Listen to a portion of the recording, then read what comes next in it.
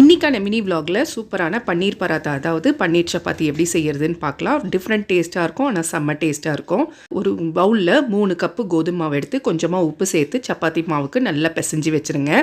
நான் இன்றைக்கி சுட சுட பால் ஊற்றி மாவு பிசைஞ்சிட்டேன். அடுத்தது பன்னீர் எடுத்து நல்லா கிரேட் பண்ணிவிட்டு அதில் ஒரு 1/4 டீஸ்பூன் மஞ்சள், 1/2 டீஸ்பூன் வெறும் மிளகாத்தூளும், 1/2 டீஸ்பூன் கரம் மசாலா, 1/2 டீஸ்பூன் ஜீரக பவுடர், 1/2 டீஸ்பூன் அந்த சாட் மசாலா, அடுத்தது 1/2 டீஸ்பூன் மாங்காத்தூள் சேர்த்துட்டு கொத்தமல்லி நல்லா குட்டி குட்டியாக கட் பண்ணிவிட்டு எல்லாம் ஒன்று போல் மிக்ஸ் பண்ணி வச்சிடலாம். அதை குட்டி குட்டியாக உருண்டை பண்ணி வச்சுக்கோங்க. இப்போ சப்பாத்தி மாவு எடுத்து நல்லா சாஃப்ட் ஆகிடுச்சு.